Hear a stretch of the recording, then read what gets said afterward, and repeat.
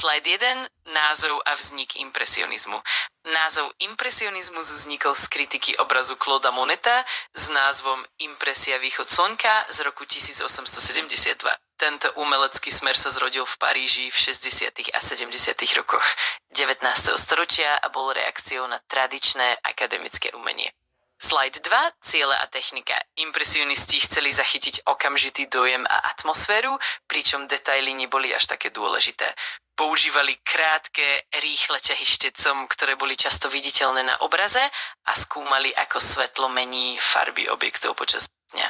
Slide 3. Farby a tieňovanie. Impresionisti odmietali čiernu farbu a namiesto nej používali komplementárne farby na tieňovanie. Farby sa menili podľa svetla a ročných období, čím vytvárali jedinečné atmosféry. Slide 4. Motívy prírody. Impresionisti maľovali krajiny, parky, rieky a záhrady, pričom kladli dôraz na sezónne zmeny a atmosféru prírody. Ich diela často vznikali priamo v prírode, aby zachytili okamihy, ako sa svetlo odráža na vode a listoch. Slide 5. Motívy moderného života.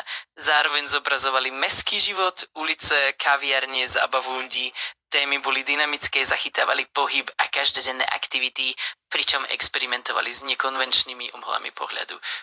Slide 6. Claude Monet. Monet je známy tým, že maľoval rovnaké motívy v rôznych svetelných podmienkach. Napríklad svoje slávne lekné. Jeho štýl dal názov celému hnutiu a vynikal v zachytávaní jemných odtieňov farieb a svetla. Slide 7. Edgar Degas. Degas je svojimi baletkami a každodenným v meste používal nízke uhly pohľadu a experimentoval s pastelmi, zachytával pohyb tanečníkov alebo ľudí v akcii. Slide 8. Renoir a Morizot. Pierre Auguste Renoir je známy portrétmi, ženskými postavami a spoločenskými scénami. Berthe Morizot bola jedna z mála významných žien impresionistiek, ktorá maľovala intimné rodinné scény.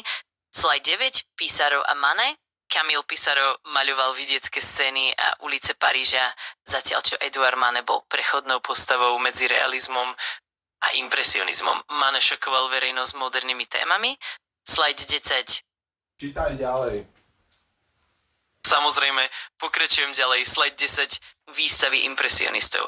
Prvá impresionistická výstava bola v roku 1874 a predstavili na nej približne 30 diel. Tieto výstavy boli kontroverzné a často čelili posmechu zo strany kritikov. Slide 11. Vplyvy a inšpirácie. Impresionizmus bol ovplyvnený fotografiou, čo sa prejavilo v dynamických kompozíciách a neobvyklých uhloch pohľadu. Taktiež ich inšpirovali japonské drevority, ktoré priniesli ploché farby a nové perspektívy. Slide 12. Dôraz na dojmy. Impresionisti kladli dôraz na pocit a atmosféru okamihu, nie na realistické detaily. Zachytávali každodenný život, svetlo a farbu, aby vyjadrili osobný dojem umelca. Slide 13. Medzinárodný dopad. Impresionizmus sa rozšíril do USA, Ruska a Japonska a ovplyvnil ďalšie umelecké smery ako postimpresionizmus, fauvizmus a moderné umenie 20. storočia. Slide 14. Ikonické diela. Monetové lekné, Renoirové portréty a Degasové baletky sú dodnes ikonické. Manetové moderné témy šokovali 19.